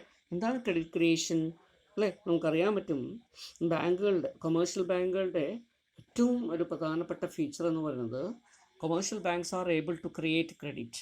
അവർക്ക് ക്രെഡിറ്റിന് എന്ത് ചെയ്യാൻ പറ്റും, ക്രിയേറ്റ് ചെയ്യാൻ പറ്റും. എങ്ങനെയാണ് ക്രെഡിറ്റ് ക്രിയേറ്റ് ചെയ്യാൻ പറ്റുക എന്ന് ചോദിച്ചു കഴിഞ്ഞാൽ അല്ലേ, നമുക്കറിയാം ഒരു കൊമേഴ്ഷ്യൽ ബാങ്കുകൾ അവർക്ക് കിട്ടുന്ന ഡിപ്പോസിറ്റ്സിന് 100 രൂപ ഡിപ്പോസിറ്റ് കിട്ടിയെന്ന് വിചാരിക്കാം. ഈ 100 രൂപ എത്ര നമുക്ക് പരമാവധി എത്ര ലെൻഡ് ചെയ്യാൻ പറ്റും ബാങ്കുകൾക്ക് അല്ലേ. നമ്മൾ വിചാരിക്കും ഇത്രയും 100 രൂപ കിട്ടിയാൽ 100 രൂപ മാത്രമേ ലെൻഡ് ചെയ്യാൻ പറ്റൂ എന്ന് വിചാരിക്കും അല്ലേ. അല്ലെങ്കിൽ 100 രൂപയിൽ കുറഞ്ഞ എമൗണ്ട് മാത്രമേ ലെൻഡ് ചെയ്യാൻ പറ്റുമെന്ന് വിചാരിക്കും. അങ്ങനെയല്ലേ സാധാരണ ഇതിൽ വരിക. അങ്ങനെയാണ് നമ്മൾ അസ്യൂം ചെയ്യുക. പക്ഷേ നമുക്കറിയാൻ പറ്റും 100 രൂപ കിട്ടിക്കഴിഞ്ഞാൽ ഒരു ബാങ്കിന് ഇതിൻ്റെ എത്രയോ അധികം മടങ്ങ് ക്ലിയർ മൾട്ടിപ്പിൾ ആയിട്ട് ക്ലിയർ ഒരു മൾട്ടിപ്ലയർ എഫക്റ്റോട് കൂടി clear for example 10 time 15 time clear 20 time ഒക്കെ എന്ത് ചെയ്യാൻ പറ്റും, ലെൻഡിങ് ചെയ്യാൻ പറ്റും. ക്ലിയർ? അപ്പോൾ 100 രൂപയുടെ ഡിപ്പോസിറ്റ് കിട്ടിക്കഴിഞ്ഞാൽ ചിലപ്പോൾ 1000 രൂപയ്ക്കോ അല്ലെങ്കിൽ 1500 രൂപയ്ക്കോ 2000 രൂപയ്ക്കോ ഒക്കെ ലെൻഡ് ചെയ്യാൻ പറ്റും. എങ്ങനെയാണ് ബാങ്കുകൾക്ക് ഒരു ചെറിയൊരു എമൗണ്ട് വെച്ചിട്ട് വളരെ കൂടുതൽ ലെൻഡിങ് ചെയ്യാൻ പറ്റുക? അപ്പോൾ അതിന് നമ്മൾ പറയുന്ന പേരാണ് ക്രെഡിറ്റ് ക്രിയേഷൻ എന്ന് പറയുന്നത്. Clear? So bank creates credits, പുതിയ പുതിയ ക്രെഡിറ്റും ന്യൂ ക്രെഡിറ്റ്. അപ്പോൾ ബാങ്കുകൾ എങ്ങനെ ക്രെഡിറ്റ് ക്രിയേറ്റ് ചെയ്യും? അപ്പോൾ അതിനൊരു എക്സാമ്പിളായിട്ടാണ് ഞാൻ പറഞ്ഞത്. നമുക്കറിയാം നമ്മുടെ രാജ്യത്ത് ചില നിലവിലുള്ള നിയമങ്ങളൊക്കെ അനുസരിച്ച്, റിസർവ് ബാങ്ക് ഓഫ് ഇന്ത്യയുടെ നോംസൊക്കെ അനുസരിച്ച് ബാങ്കുകൾ എന്ത് ചെയ്യണം? So they need to keep CRR അല്ലേ, ക്യാഷ് റിസർവ് റേഷ്യോ. എന്താ ക്യാഷ് റിസർവ് റേഷ്യോ എന്ന് പറയുന്നത് അല്ലേ? അത് ഒരു നിശ്ചിത എമൗണ്ട് ഓഫ് ഡിപ്പോസിറ്റ്സിന് അല്ലേ, കിട്ടിയിരിക്കുന്ന എല്ലാ ഡിപ്പോസിറ്റ്സിനെയും ലെൻഡിങ് ചെയ്യുന്നതിന് പകരം ഒരു നിശ്ചിത ശതമാനം, കിട്ടിയിരിക്കുന്ന ഡിപ്പോസിറ്റ്സിൻ്റെ ഒരു നിശ്ചിത ശതമാനം ക്ലിയർ, അതിനെ ഡിമാൻഡ് ആൻഡ് ടേം ലയബിലിറ്റി എന്ന് പറയും. ക്ലിയർ? അതിനെ എന്ത് ചെയ്യണം? റിസർവായിട്ട് ക്യാഷായിട്ട് റിസർവ് ബാങ്ക് ഓഫ് ഇന്ത്യയിൽ നിക്ഷേപിക്കണം. ഇതിനെ പറയുന്ന പേരാണ് CRR. ക്ലിയർ? CRRൻ്റെ റേഷ്യോ ഇപ്പോൾ 4% ആണെന്ന് വിചാരിക്കുക. അതിൻ്റെ അർത്ഥം എന്താണ്? ക്ലിയർ? 100 രൂപ കിട്ടുകയാണെങ്കിൽ 4 രൂപ റിസർവ് ബാങ്കിൽ ക്യാഷ് ആക്കി എടുത്തു വയ്ക്കണം. അപ്പം ബാക്കി എത്രയേ കൊടുക്കാൻ പറ്റൂ? 96 രൂപയെ കൊടുക്കാൻ പറ്റൂ. 10% CRR എന്ന് വിചാരിക്കുക. അപ്പം എന്ത് ചെയ്യും? 100 രൂപ കിട്ടിക്കഴിഞ്ഞാൽ 90 രൂപയെ കടം കൊടുക്കാൻ പറ്റൂ. ക്ലിയർ? 10 രൂപ എന്ത് ചെയ്യണം? റിസർവ് ബാങ്ക് ഓഫ് ഇന്ത്യയിൽ ക്യാഷ് ആക്കി എടുത്തു വയ്ക്കണം. ഇങ്ങനെ ഓരോ കൊമേഴ്ഷ്യൽ ബാങ്കുകളും റിസർവ് ബാങ്ക് ഓഫ് ഇന്ത്യയിൽ കിട്ടിയിരിക്കുന്ന ഡിപ്പോസിറ്റ്സിന് അനുപാതമായിട്ട് ക്ലിയർ കീപ്പ് ചെയ്യേണ്ട ക്യാഷ് റിസർവ്സ് എന്ന് പറയുന്ന പേരാണ് ക്യാഷ് റിസർവ് റേഷ്യോ. അപ്പോൾ റിസർവ് ബാങ്ക് ഓഫ് ഇന്ത്യയുടെ പോളിസി അനുസരിച്ച് CRRൻ്റെ റേഷ്യോ പറയും. ആ റേഷ്യോ ബാങ്കിൽ മെയിൻറ്റെയിൻ ചെയ്യണം. അപ്പോൾ അത് കുറച്ചിട്ടുള്ള എമൗണ്ട് അല്ലേ ബാങ്കുകൾക്ക് ചെയ്യാൻ പറ്റൂ, ലെൻഡിങ് ചെയ്യാൻ പറ്റൂ. അതെ, ക്ലിയർ. അപ്പോൾ അതുകൊണ്ട് CRR എന്ന് പറഞ്ഞൊരു കാര്യമുണ്ട്. ഫോർ എക്സാമ്പിൾ നമുക്കൊരു എക്സാമ്പിൾ വെച്ച് നോക്കുകയാണെങ്കിൽ അല്ലേ, ഒരു ഡിപ്പോസിറ്റേഴ്സ് ഉണ്ട്, അതുപോലെ ലെൻഡിങ് ഉണ്ടെന്ന് വിചാരിക്കുക. ക്ലിയർ. 100 രൂപയുടെ നമുക്ക് ഇനീഷ്യൽ ഡിപ്പോസിറ്റ് കിട്ടി. ക്ലിയർ. ഇനീഷ്യൽ ഡിപ്പോസിറ്റ് നമ്മൾ പ്രൈമറി ഡിപ്പോസിറ്റ്സ് എന്നാണ് പറയുക. Clear. This is otherwise called as primary deposit. 100 രൂപയുടെ കിട്ടി. ക്ലിയർ. 10% നമ്മുടെ ക്യാഷ് റിസർവ് റേഷ്യോ എന്ന് വിചാരിക്കുക. CRR is 10%. അപ്പോൾ നമുക്ക് എത്ര ലെൻഡ് ചെയ്യാൻ പറ്റും? 10% കഴിച്ചു കഴിഞ്ഞാൽ ബാക്കി അല്ലേ 10 രൂപ കഴിച്ചു കഴിഞ്ഞാൽ ബാക്കി എത്ര ഉണ്ടാവും? 90 രൂപ ലെൻഡ് ചെയ്യാൻ പറ്റും. ക്ലിയർ. ഈ 90 രൂപയുടെ ലെൻഡ് ചെയ്തു. ക്ലിയർ. കടം കൊടുത്തു, ലോൺസും അഡ്വാൻസസും കൊടുത്തു. ഇപ്പോൾ 90 രൂപയുടെ ക്രെഡിറ്റ് ആയി. ക്ലിയർ. ശരി, 100 രൂപ കിട്ടി, 10 രൂപ ക്യാഷ് റിസർവ് വെച്ചു, 90 രൂപ കിട്ടി, കൊടുത്തു, കടം കൊടുത്തു. ബാങ്കുകൾക്ക് അറിയാൻ പറ്റും നമ്മൾ ഈ കടം കൊടുക്കുന്ന എമൗണ്ട് മുഴുവനായിട്ട് ആളുകളുടെ പൈസ ആയിട്ട് കൊടുക്കില്ല. പകരം ബാങ്കിൻ്റെ പ്രാക്ടീസ് എന്താ? They will open A account in A bank. ആ ബാങ്കിൽ തന്നെ ഒരു അക്കൗണ്ട് ഓപ്പൺ ചെയ്യും. ക്ലിയർ. എന്നിട്ട് എന്ത് ചെയ്യും? ഈ 90 രൂപയും അവരുടെ അക്കൗണ്ടിൽ, ലോൺ കൊടുക്കുന്ന വ്യക്തിയുടെ അക്കൗണ്ടിൽ ക്രെഡിറ്റ് ചെയ്യും. അപ്പോൾ നമുക്ക് എന്തായി? ഒരു ഡിപ്പോസിറ്റ് കൂടെ വരും. ഈ ഡിപ്പോസിറ്റ്സിന് പറയുന്ന പേരാണ് സെക്കൻഡറി ഡിപ്പോസിറ്റ് അല്ലെങ്കിൽ ഡിറൈവ്ഡ് ഡിപ്പോസിറ്റ്. ക്ലിയർ. ഇത് പ്രൈമറി അല്ല, സെക്കൻഡറി ആയിട്ട് വരുന്നതാണ്, സബ്സിക്വൻ്റ് ആയിട്ട് വരുന്ന ഡിപ്പോസിറ്റാണ്, ലെൻഡിങ്ങിൻ്റെ ഫലമായിട്ട് വന്ന ഡിപ്പോസിറ്റാണ്. ക്ലിയർ. ഈ 90 രൂപ അവരെന്ത് ചെയ്യും? ഡിപ്പോസിറ്റായിട്ട് ക്രെഡിറ്റ് ചെയ്യും. ഈ ഡിപ്പോസിറ്റിൽ നിന്ന് ലോൺ എടുത്ത വ്യക്തിക്ക് എത്ര വേണമെങ്കിലും വിഡ്രോ ചെയ്യാം. ക്ലിയർ. അതാണ് അതിൻ്റെ ഉദ്ദേശം. പക്ഷേ ബാങ്കുകളുടെ എക്സ്പീരിയൻസ് അനുസരിച്ച് അറിയാൻ പറ്റും, ക്ലിയർ, ഒരു നിശ്ചിത പരിധിയിൽ കൂടുതൽ ഒരിക്കലും എന്ത് ചെയ്യില്ല, ആളുകൾ ബാങ്കിൽ നിന്നും പൈസ വിഡ്രോ ചെയ്യില്ല. ക്ലിയർ. അത് 10% വിചാരിക്കുക. Normally, from the experience of bank, it is clear that customers, depositors, on a particular day will not withdraw 10% of their money. അവരുടെ അക്കൗണ്ടിലുള്ള 10% കൂടുതൽ ഒരു തവണ വിഡ്രോ ചെയ്യില്ല എന്ന് വിചാരിക്കും, ഒരു ദിവസം വിഡ്രോ ചെയ്യില്ല എന്ന് വിചാരിക്കുക അല്ലേ. അപ്പോൾ നമുക്ക് എന്ത് ചെയ്യാം? 90 രൂപയുടെ ഡിപ്പോസിറ്റ് കിട്ടി നമുക്ക് ക്രിയേറ്റ് ചെയ്യാൻ പറ്റുമെന്ന് വിചാരിക്കുക. അതിൽ 10 രൂപ നമ്മൾ, അല്ലെങ്കിൽ 9 രൂപ അല്ലേ, ഇതിൻ്റെ 10% വന്നത്ര 9 രൂപ. അല്ലേ, ബാക്കി എത്രയുണ്ട്? 81 രൂപ വീണ്ടും നമുക്ക് ലോൺ കൊടുക്കാൻ പറ്റും. കാരണം എന്താ? Most probably out of this 90 rupees, only 9 rupee will be withdraw. May be possibly അയാൾ വിഡ്രോ ചെയ്യാൻ വരികയാണെങ്കിൽ 9 രൂപയ്ക്ക് വിഡ്രോ ചെയ്യാൻ സാധ്യതയുള്ളൂ. ബാക്കിയുള്ളത് വിഡ്രോ ചെയ്യാൻ പറ്റില്ല, അത് ഡിപ്പോസിറ്റ് തന്നെ കിടക്കുമെന്ന് വിചാരിക്കുക. എങ്കിൽ അല്ലേ 81 രൂപയ്ക്ക് നമുക്ക് വീണ്ടും ലോൺ കൊടുക്കാൻ പറ്റും. ക്ലിയർ. ഈ കൊടുക്കുന്ന ലോൺ നമ്മൾ വീണ്ടും എന്ത് ചെയ്യുമ്പോൾ സെക്കൻഡറി ഡിപ്പോസിറ്റ് ആയിട്ട് ക്രിയേറ്റ് ചെയ്യും അല്ലേ. 81 രൂപയുടെ വീണ്ടും ഡിപ്പോസിറ്റായി. ക്ലിയർ. ഈ 81 രൂപയുടെ അല്ലേ 10%, ഫോർ എക്സാമ്പിൾ 8 രൂപ എന്ന് വിചാരിക്കുക, അത് നമ്മളിവിടെ വെച്ചു എന്ന് വിചാരിക്കുക. ക്ലിയർ. അപ്പോൾ ബാക്കി എന്ത് ചെയ്യാൻ പറ്റും? 8 രൂപ കഴിച്ചു കഴിഞ്ഞാൽ ഓക്കെ ദാറ്റ് ഈസ് 73 രൂപ അല്ലേ നമുക്ക് വീണ്ടും എന്ത് ചെയ്യാൻ പറ്റും? ലോണായിട്ട് കൊടുക്കാൻ പറ്റും. ക്ലിയർ. അതിന് വീണ്ടും നമ്മൾ സെക്കൻഡറി ഡിപ്പോസിറ്റായിട്ട് 73 രൂപ നമ്മൾ ഡിപ്പോസിറ്റ് ക്രിയേറ്റ് ചെയ്തെന്ന് വിചാരിക്കുക. അതിൽ 7 രൂപ നമുക്ക് എടുത്തു വെച്ച ശേഷം ബാക്കിയുള്ള എന്ത് ചെയ്യാൻ പറ്റും? എമൗണ്ട് വിഡ്രോ ഇങ്ങനെ ലോണായി കൊടുക്കും. ഇങ്ങനെ നോക്കുകയാണെങ്കിൽ നമുക്കറിയാൻ പറ്റും ഇത് തുടർന്നുകൊണ്ടേ വരും അല്ലേ. തുറന്ന് പോയി കുറേ ആകും. അപ്പോൾ എത്ര എമൗണ്ട് ലോൺ കൊടുക്കാൻ പറ്റും? 100 രൂപയുടെ പ്രൈമറി ഡിപ്പോസിറ്റ് കിട്ടിയപ്പോൾ ആ 100 രൂപയുടെ പ്രൈമറി ഡിപ്പോസിറ്റിൽ നിന്നും clear bank is able to create multiple amount of this initial deposit as credit. Clear. 100 രൂപയുടെ ഇനീഷ്യൽ ഡിപ്പോസിറ്റ്സിനെ clear multiple amount of credit ആക്കി മാറ്റാൻ പറ്റും. ക്ലിയർ.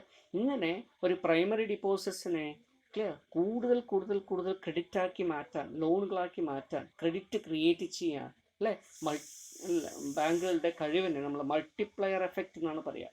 ക്ലിയർ. ഇത്തരത്തിലൊരു മൾട്ടിപ്ലയർ എഫക്റ്റ് ക്രിയേറ്റ് ചെയ്യാൻ ബാങ്കുകൾക്ക് കഴിയും, കൊമേഴ്ഷ്യൽ ബാങ്കുകൾക്ക് കഴിയും. അങ്ങനെ കഴിയുന്നത് കൊണ്ട് ക്ലിയർ ബാങ്കുകളെ എന്ത് പറയുന്നു? ക്രിയേഷൻ ഓഫ് ക്രെഡിറ്റ് അല്ലെങ്കിൽ ക്രെഡിറ്റ് ക്രിയേറ്റേഴ്സ് പറയും. ക്ലിയർ. ഇത്തരത്തിലുള്ളൊരു ക്രെഡിറ്റ് ക്രിയേഷൻ ആക്ടിവിറ്റി ആര് ചെയ്യുന്നുണ്ട്? ബാങ്കുകൾ ചെയ്യുന്നുണ്ട്. ക്ലിയർ. ഡെയിലി ബേസിസിൽ ചെയ്യുന്നുണ്ട്. ക്ലിയർ. ഇത് എന്തുകൊണ്ടാണ് ഇങ്ങനെ സാധിക്കുന്നതെന്ന് ചോദിച്ചു കഴിഞ്ഞാൽ clear it is from the banking experience. Clear. Bank will able to know that clear customers, that is depositors, will not withdraw all the money from their deposit account on a particular day. ഒരു ദിവസം എല്ലാ amount വന്ന് withdraw ചെയ്യില്ല. പകരം എന്ത് ചെയ്യും? അവർക്ക് ആവശ്യമുള്ള ചെറിയൊരു എമൗണ്ട് ആയിരിക്കും വിഡ്രോ ചെയ്യുക. എല്ലാ ആൾക്കാരും വരണമെന്നില്ല. മേ ബി ആകെ ഡിപ്പോസിറ്റേഴ്സിൻ്റെ ഒരു 10% ആൾക്കാർ ഒരു ദിവസം ബാങ്കിൽ വന്ന് വിഡ്രോ ചെയ്യുന്നു അല്ലേ. ഫോർ എക്സാമ്പിൾ ബാങ്കിൽ നമ്മൾ ഏതെങ്കിലും ഒരു ബ്രാഞ്ച് എടുത്ത് നോക്കുക, നിങ്ങൾ വേണമെങ്കിൽ പോയി നോക്കൂ. ഏതെങ്കിലും ഒരു ബ്രാഞ്ചിൽ ഒരു ദിവസം പോയി നോക്കിക്കഴിഞ്ഞാൽ അല്ലേ, അവിടെ 2000, 3000, 4000 ഡിപ്പോസിറ്റേഴ്സ് ഉണ്ടാവും. അതിൽ ചിലപ്പോൾ 50 പേരോ 20 പേരോ 10 പേരോ ആയിരിക്കും ഒരു ദിവസം എന്ത് ചെയ്യുക, വിഡ്രോ ചെയ്യാൻ വേണ്ടി വരിക. ബാക്കിയുള്ള ആൾക്കാർ വിഡ്രോ ചെയ്യില്ല. അപ്പോൾ പൈസ അവിടെ തന്നെ കിടക്കും അല്ലേ. ഈ വെറുതെ കിടക്കുന്ന പൈസയെ വെറുതെ എടുത്തു വയ്ക്കേണ്ട കാര്യമുണ്ടോ? ഇല്ല. ബാങ്കുകൾക്ക് തന്നെ എന്ത് ചെയ്യാം, ലെൻഡിങ് ചെയ്യാം. Clear. So from the experience of banking, clear, bankers will able to know that, clear, how much amount will be withdrawn per day അല്ലേ. കുറേ ദിവസത്തെ എക്സ്പീരിയൻസ് ഉണ്ട്, അവർക്ക് അറിയാൻ വേണ്ടി ഒരു ദിവസം പരമാവധി ഇത്ര എമൗണ്ടേ വിഡ്രോവലായിട്ട് വരുള്ളൂ. ക്ലിയർ. അപ്പോൾ നമുക്ക് എന്ത് ചെയ്യാം, അത്തരം വരുന്ന വിഡ്രോവലിനുള്ള എമൗണ്ട് വെച്ചിട്ട് ബാക്കിയുള്ള എമൗണ്ട് ഒക്കെ എന്ത് ചെയ്യാൻ പറ്റും, ക്രെഡിറ്റ് ആയിട്ട് കൊടുക്കാം. ക്ലിയർ. ഇങ്ങനെ ബാങ്കുകൾക്ക് ഒരു പ്രൈമറി ഡിപ്പോസിറ്റിൽ നിന്നും, ക്ലിയർ, മൾട്ടിപ്ലയർ ഓഫ് പ്രൈമറി ഡിപ്പോസിറ്റ്സിനെ ക്രെഡിറ്റ് ആയിട്ട് ലെൻഡ് ചെയ്യാൻ പറ്റുന്ന ഒരു കേപ്പബിലിറ്റി ഉള്ളത് കൊണ്ട് ഇതിനെ എന്ത് പറയുന്നു, creation of credits. Clear. Credit creation. Clear. So this function is called as credit creation. Clear. അപ്പോൾ ക്രെഡിറ്റ് ക്രിയേഷന് ബാങ്കുകൾ ഒരു പ്രധാനപ്പെട്ട ഫംഗ്ഷനായിട്ട് വരാം. ലെൻഡിങ്ങിൻ്റെ ഭാഗമായിട്ട് വരുന്നതാണ്, പക്ഷെ അത് ക്രെഡിറ്റ് ക്രിയേഷനായിട്ട് നമുക്കൊരു സെപ്പറേറ്റ് ഫംഗ്ഷനായിട്ട് വേണമെങ്കിൽ നോക്കാം. Clear. Okay, then what is the next function? So next function is called as the use of the check system and use of plastic card. Clear. Check system ഉപയോഗിക്കുക അല്ലെങ്കിൽ പ്ലാസ്റ്റിക് കാർഡുകൾ ഉപയോഗിക്കുക. Okay. അപ്പോൾ അതാണ് അവരുടെ വേറൊരു പ്രധാനപ്പെട്ട ഫംഗ്ഷനായിട്ട് വരിക. പിന്നെ നമ്മൾ സിംപ്ലി പറഞ്ഞു കഴിഞ്ഞാൽ എന്താ പറയാം, ട്രാൻസ്ഫർ ഓഫ് ഫണ്ട് എന്ന് പറയാം അല്ലേ. പേയ്മെൻറ്റ് ആൻഡ് സെറ്റിൽമെൻറ്റ് മെഷറായിട്ടാണ് ചെക്കുകൾ ഉപയോഗിക്കുന്നത്. അല്ലെങ്കിൽ ഫണ്ട് ട്രാൻസ്ഫർ ചെയ്യാൻ വേണ്ടിയിട്ടാണ് ചെക്കുകൾ ഉപയോഗിക്കുക. അല്ലെങ്കിൽ ഒരാൾക്ക് പേയ്മെൻറ്റിന് വേണ്ടിയിട്ടോ സെറ്റിൽമെൻറ്റിന് വേണ്ടിയിട്ടായിരിക്കും ചെക്കുകൾ ഉപയോഗിക്കുക. അല്ലെങ്കിൽ അതിന് വേണ്ടിയിട്ടാണ് നമ്മൾ ഡെബിറ്റ് കാർഡോ ക്രെഡിറ്റ് കാർഡോ ഒക്കെ ഉപയോഗിക്കുന്നത്. ക്ലിയർ. ATM കാർഡോ ഒക്കെ ഉപയോഗിക്കുക. അപ്പോൾ ഈ രീതിയിൽ കാർഡ് ഉപയോഗിക്കുന്നു അല്ലെങ്കിൽ ചെക്കുകൾ ഉപയോഗിക്കുന്നു. ക്ലിയർ. വിഡ്രോവലിന് വേണ്ടി ഉപയോഗിക്കുന്നു. Okay, so apart from the other function, commercial bank performs number of other functions such as which are useful to the society. Under this check system, depositors are allowed to withdraw money from their deposits. Clear. Checks can be used for a large transaction instead of money. Clear. ഒരു ചെക്കിൻ്റെ ഒരു പ്രത്യേകത എന്താണെന്ന് നമുക്കറിയാം അല്ലേ.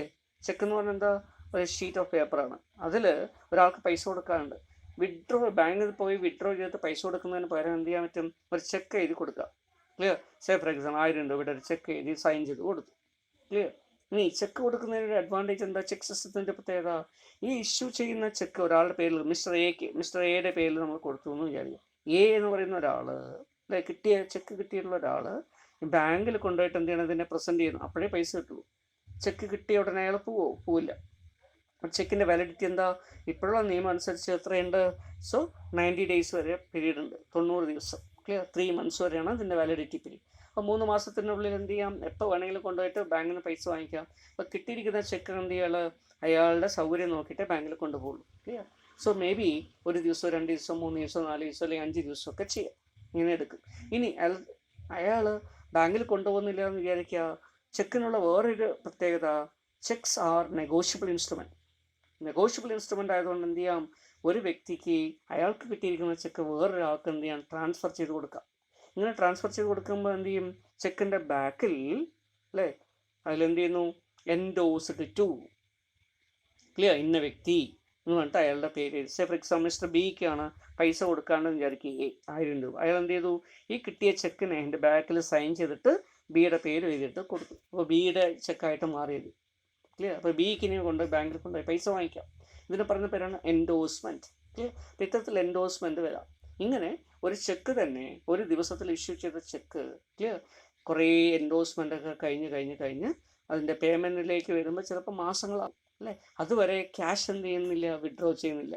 Clear. അപ്പോൾ ഈ രീതിയിൽ ബാങ്കിൽ നിന്നും വിഡ്രോ ചെയ്യാതെ, ക്ലിയർ, നമുക്ക് ട്രാൻസാക്ഷനും പേയ്മെൻറ്റും സെറ്റിൽമെൻറ്റും ഒക്കെ നടത്താൻ പറ്റുന്ന ഏർപ്പാടാണ്. ക്ലിയർ. അത്തരത്തിൽ ബാങ്കുകൾ ചെക്ക് ഫെസിലിറ്റി കൊടുക്കുന്നു. ക്ലിയർ. അതുപോലെ തന്നെയാണ് പ്ലാസ്റ്റിക് കാർഡ് അല്ലേ. പ്ലാസ്റ്റിക് കാർഡ് എന്ന് പറയുമ്പോൾ വിസ കാർഡ്, മാസ്റ്റർ കാർഡ്, നിങ്ങൾ ക്രെഡിറ്റ് കാർഡ് അല്ലെ, ഡെബിറ്റ് കാർഡ് ഇതൊക്കെ കേട്ടിട്ടുണ്ടോ. അപ്പോൾ ഇത്തരത്തിലുള്ള കാർഡുകൾ അല്ലേ നമ്മുടെ മണി സേഫായിട്ട് കീപ്പ് ചെയ്യാനും ആവശ്യമുള്ള സമയത്ത് വിഡ്രോ ചെയ്യാനും, ക്ലിയർ, എമൗണ്ട് ട്രാൻസ്ഫർ ചെയ്യാനും ഒക്കെ ഉപയോഗിക്കാം. ഓക്കെ. അപ്പോൾ ഇതൊക്കെയാണ് ബാങ്കിൽ ചെയ്യുന്ന ഒരു വേറെ പ്രധാനപ്പെട്ട ഫംഗ്ഷനായിട്ട് പറയും. ക്ലിയർ? വേറെ എന്താ കാര്യം? Transfer of fund.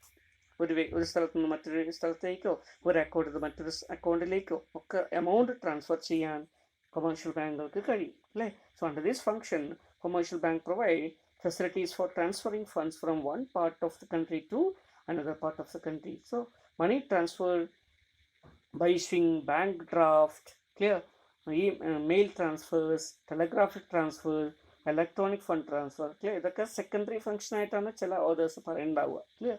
ആ സമയത്ത് നമ്മൾ അത് നോക്കും. Okay, anyway, so these are all some of the aspects related to primary functions of commercial bank. Clear? അപ്പോൾ കൊമേഴ്ഷ്യൽ ബാങ്കിൻ്റെ പ്രൈമറി ഫങ്ഷൻസിനെ കുറിച്ചാണ് നമ്മൾ നോക്കി വന്നത്. ഓക്കെ,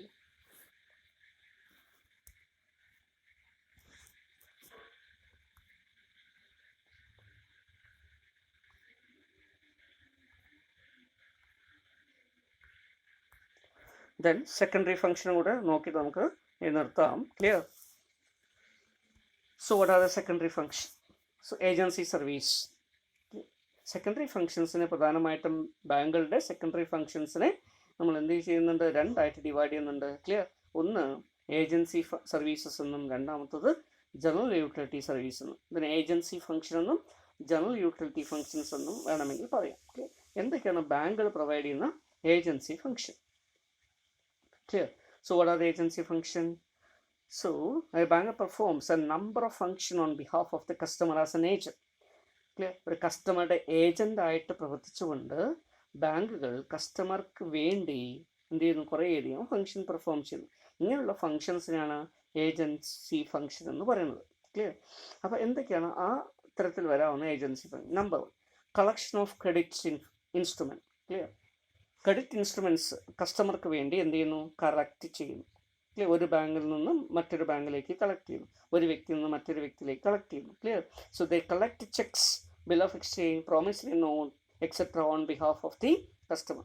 ഇപ്പോൾ ഒരു കസ്റ്റമറുടെ ഒരു അക്കൗണ്ടുള്ള ഒരു കസ്റ്റമറാണെന്ന് വിചാരിക്കുക. അയാളുടെ കൈവശം ബിൽ ഓഫ് എക്സ്ചേഞ്ച് ഉണ്ട്, അയാൾക്ക് നേരിട്ട് പോയിട്ട് വാങ്ങിക്കാൻ വയ്യ. അപ്പോൾ ബാങ്കിൽ കൊടുത്തു കഴിഞ്ഞാൽ ബാങ്ക് കളക്ട് ചെയ്യും. ഒരു ചെക്കാണുള്ളത്, അത് കളക്ട് ചെയ്യും. ബിൽ ഓഫ് എക്സ്ചേഞ്ച് ആണ് കളക്ട് ചെയ്യും. പ്രോമിസറി നോട്ടാണെങ്കിൽ കളക്ട് ചെയ്യും. ആർക്ക് വേണ്ടി കളക്ട് ചെയ്യുന്നു? കസ്റ്റമർക്ക് വേണ്ടി കളക്ട് ചെയ്യുന്നു. അതുകൊണ്ട് കസ്റ്റമറുടെ ഏജൻ്റായിട്ട് പ്രവർത്തിച്ചുകൊണ്ടാണ് കളക്ട് ചെയ്യുന്നത്. Collection of dividend. അല്ലേ? ഒരു കസ്റ്റമറുടെ അക്കൗണ്ടിലേക്ക് വരേണ്ട ഡിവിഡൻഡ്, അല്ലേ? അവർക്ക് ഇക്വിറ്റി നിക്ഷേപമുണ്ട്, അതിലേക്ക് ഡിവിഡൻഡ് കിട്ടി. ആ ഡിവിഡൻഡ് അക്കൗണ്ടിലേക്ക് കളക്ട് ചെയ്ത് ക്രെഡിറ്റ് ചെയ്യുന്നു. Clear? Then act as A trustee or executor. Clear? ചിലപ്പോൾ ഒരു അക്കൗണ്ട് ഹോൾഡറുടെ, ഒരു കസ്റ്റമറുടെ ട്രസ്റ്റി ആയിട്ടോ അല്ലെങ്കിൽ എക്സിക്യൂട്ടർ ആയിട്ടോ ഒക്കെ ആര് പ്രവർത്തിക്കുന്നു? ബാങ്ക് പ്രവർത്തിക്കും. So they act as executors or trustees and attorney for the customers. Clear? Will execute dum after death. Clear? അപ്പോൾ ചില കാര്യങ്ങളിൽ എക്സിക്യൂട്ടറായിട്ട് അല്ലെങ്കിൽ അറ്റോർണി ആയിട്ട് ഒക്കെ അവർ പ്രവർത്തിക്കുന്നുണ്ട്. ക്ലിയർ? അതുപോലെ തന്നെ ചില സമയത്ത് എന്ത് ചെയ്യുന്നു? മൈനർ പോലുള്ള ഒരു കേസസ് ഒക്കെ വരികയാണെങ്കിൽ ട്രസ്റ്റി ആയിട്ടും പ്രവർത്തിക്കുന്നു. Okay, then execution of standing order. Customer നൽകുന്ന സ്റ്റാൻഡിങ് ഓർഡേഴ്സ്. എന്താ സ്റ്റാൻഡിങ് ഓർഡർ? ഒരു ഇൻസ്ട്രക്ഷൻ കസ്റ്റമർ കൊടുക്കുകയും തുടർന്ന് വീണ്ടും വീണ്ടും ഇൻസ്ട്രക്ഷൻ കൊടുക്കാതെ ആ കാര്യങ്ങൾ റിപ്പീറ്റഡ് ആയിട്ട് ബാങ്കുകൾ പ്രവർത്തിക്കണമെന്ന് പറഞ്ഞിട്ട് കൊടുക്കുന്നു. അങ്ങനെ കൊടുക്കുന്ന ഇൻസ്ട്രക്ഷനാണ് സ്റ്റാൻഡിങ് ഇൻസ്ട്രക്ഷൻ എന്ന് പറയുക. Clear? Instruction that will stand. Clear? As and when there will be A change. Clear? ഒരു ചേഞ്ച് വരുത്തുന്നതുവരെ, ഒരു മാറ്റം വരുത്തുന്നതുവരെ അത് ഇൻസ്ട്രക്ഷൻ നിലനിൽക്കുന്ന ഇൻസ്ട്രക്ഷൻസ് എന്ന് പറയുന്ന പേരാണ് standing instruction. Clear? Standing orders എന്ന് പറയും. ഓക്കെ, ഇത്തരത്തിൽ സ്റ്റാൻഡിങ് ഇൻസ്ട്രക്ഷൻ കൊടുത്തുകൊണ്ട് എന്ത് ചെയ്യാം? നമുക്ക് എല്ലാ മാസവും ടെലിഫോൺ ബിൽ അടയ്ക്കാൻ വേണ്ടി കൊടുക്കാം. Clear? So A customer can make the bank, clear, pay the telephone bill, clear, every month. അപ്പോൾ എന്താ? ഒരു സ്റ്റാൻഡിങ് ഇൻസ്ട്രക്ഷനാണ്. ക്ലിയർ? അപ്പോൾ ഇനി ഒരു ബില്ല് കിട്ടിക്കഴിഞ്ഞാൽ ബാങ്ക് എന്ത് ചെയ്യും? കസ്റ്റമറുടെ ഫർദർ ഇൻസ്ട്രക്ഷൻ ഇല്ലാതെ പേയ്മെൻറ്റ് കൊടുത്തോളും. ക്ലിയർ? അതുപോലെ തന്നെ ഇന്നൊരു അക്കൗണ്ടിലേക്ക്, ഫോർ എക്സാമ്പിൾ ഒരു ഫാദർ സണ്ണിൻ്റെ അക്കൗണ്ടിലേക്ക് എല്ലാ മാസവും ഇത്ര രൂപ നിക്ഷേപിക്കാമെന്ന് വിചാരിക്കുക. എങ്കിൽ ബാങ്കിൻ്റെ അടുത്ത് എന്ത് ചെയ്യാം? So bank can be asked to provide deposits. ഒരു പർട്ടിക്കുലർ എമൗണ്ട് സ്റ്റാൻഡിങ് ആയിട്ട് വിഡ്രോ ചെയ്യുന്നതിന് വേണ്ടി സ്റ്റാൻഡിങ് ഇൻസ്ട്രക്ഷൻ കൊടുക്കുക. അപ്പോൾ ആ സ്റ്റാൻഡിങ് ഇൻസ്ട്രക്ഷൻ അനുസരിച്ച് എന്ത് ചെയ്യും? എല്ലാ മാസവും ക്രെഡിറ്റ് ചെയ്യും. ക്ലിയർ? അപ്പോൾ മറ്റൊരു ഇൻസ്ട്രക്ഷൻ കൊടുക്കുന്നവരെ ക്രെഡിറ്റ് ചെയ്തുകൊണ്ടിരിക്കും. അപ്പോൾ ഈ രീതിയിൽ സ്റ്റാൻഡിങ് ഇൻസ്ട്രക്ഷൻ കൊടുക്കുക. So customer can instruct the bank to pay insurance premium, rent, clear, electricity bill, clear, subscription to certain person, clear, or institution for a certain dates, clear, ഇതെല്ലാം കൊടുക്കുന്നതിന് വേണ്ടി ബാങ്കിനെ നമുക്ക് ഇൻസ്ട്രക്ഷൻ കൊടുക്കുക. അതിനെയാണ് സ്റ്റാൻഡിങ് ഇൻസ്ട്രക്ഷൻ എന്ന് പറയുക. അത് എക്സിക്യൂട്ട് ചെയ്യും ആർക്ക് വേണ്ടി? കസ്റ്റമർക്ക് വേണ്ടി. അതുകൊണ്ട് ഇതിനെ ഏജൻസി സർവീസ് ഉണ്ട്. Purchase and settlement of sale of security, clear, security shares, debenture, ബോണ്ടുകളൊക്കെ കസ്റ്റമർക്ക് വേണ്ടി വാങ്ങിക്കുകയും വിൽക്കുകയും ഒക്കെ ചെയ്യുന്നു. Then acting as an response representative or correspondent, clear, ചില അവസരത്തിൽ കസ്റ്റമറുടെ റെപ്രസെൻറ്റേറ്റീവായിട്ട് കറസ്പോണ്ടൻ്റ് ആയിട്ട് ആര് പ്രവർത്തിക്കുന്നു?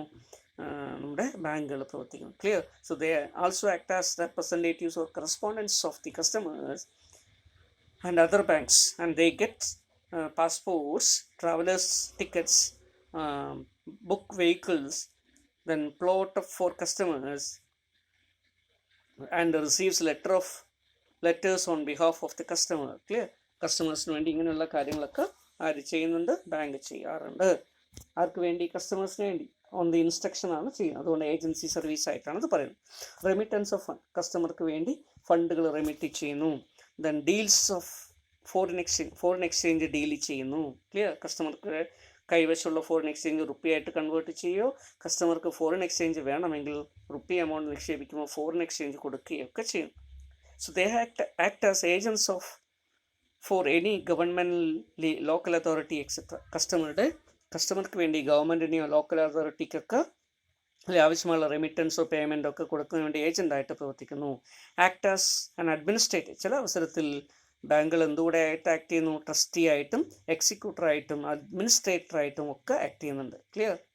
അവരുടെ പ്രോപ്പർട്ടികളുടെ ഏതെങ്കിലും ഒരു കസ്റ്റമർ ഇപ്പോൾ സ്ഥലത്തില്ല അല്ലേ, ബാങ്കുകളെ ഏൽപ്പിക്കുമ്പോൾ അവരുടെ അസറ്റ്സിനെ എന്ത് ചെയ്യുന്നു? മെയിൻറ്റെയിൻ ചെയ്ത് അഡ്മിനിസ്റ്റർ ചെയ്ത്, അല്ലെങ്കിൽ അവരുടെ ഫണ്ടുകൾ കുറേ ഡിപ്പോസിറ്റ് ഉണ്ടെന്ന് വിചാരിക്കുക, ഫണ്ടുകളൊക്കെ മെയിൻറ്റെയിൻ ചെയ്ത് എന്ത് ചെയ്യുന്നു? അഡ്മിനിസ്റ്റർ ചെയ്യുന്നു.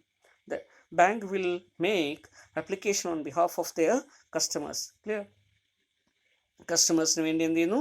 Bank will make an application on behalf of the customer for the allotment of arising on the capital issue. Primary ഇഷ്യൂവിൽ ഒരാൾ പ്രൈമറി ഇഷ്യൂവിന് വേണ്ടിയിട്ട് ഷെയർ അപ്ലൈ ചെയ്തിട്ടുണ്ടെന്ന് വിചാരിക്കുക.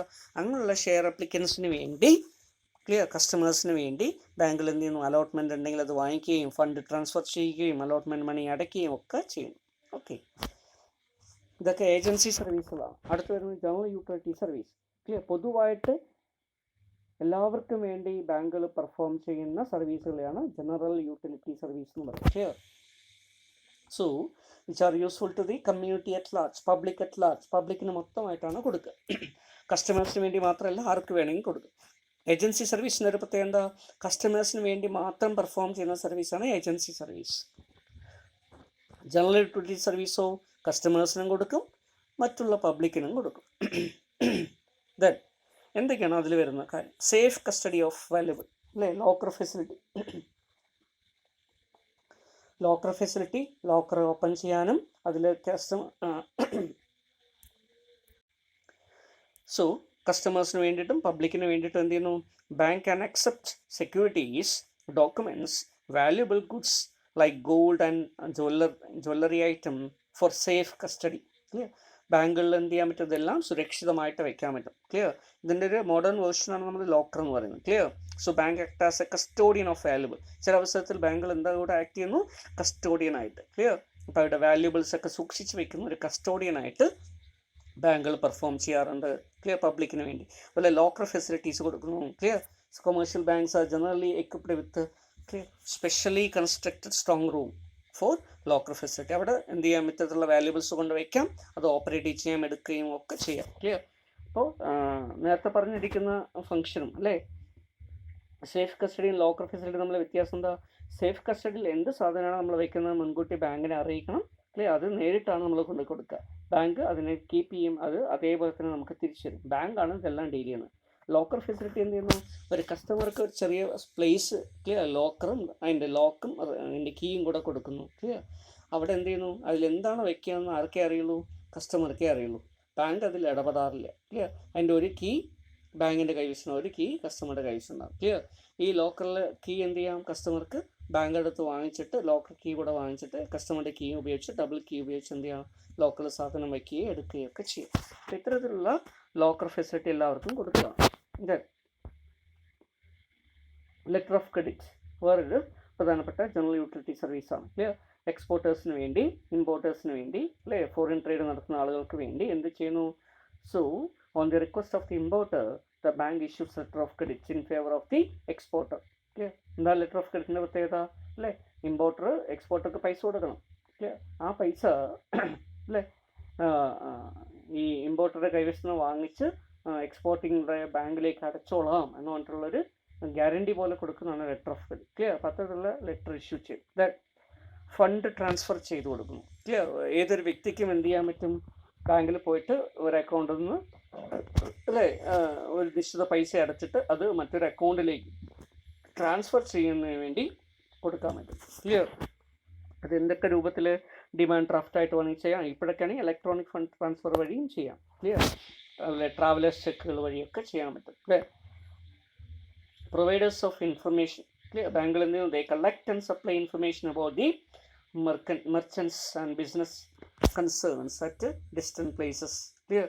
അപ്പോൾ ഇങ്ങനെ ചില ഇൻഫർമേഷനൊക്കെ ജനറൽ യൂട്ടിലിറ്റി സർവീസായിട്ട് പ്രൊവൈഡ് ചെയ്യുന്നുണ്ട്. ആക്ട് ആസ് റെഫറി, കസ്റ്റമറുടെ റെഫറി ആയിട്ടും ചെയ്യുന്നു. ഇത് ഏജൻസി സർവീസായിട്ട് പലപ്പോഴും പറയാറുണ്ട് കേട്ടോ. കാരണം എന്താ? കസ്റ്റമർക്ക് വേണ്ടി കസ്റ്റമറുടെ അല്ലേ കേസിൽ കസ്റ്റമറിനെ കുറിച്ചുള്ള ഇൻഫർമേഷൻ കൊടുക്കുന്നതിന് വേണ്ടി ബാങ്കുകൾ തയ്യാറാവാറുണ്ട്. ക്ലിയർ? അപ്പോൾ അത് ഏജൻസി സർവീസായിട്ടാണ് പറയുക.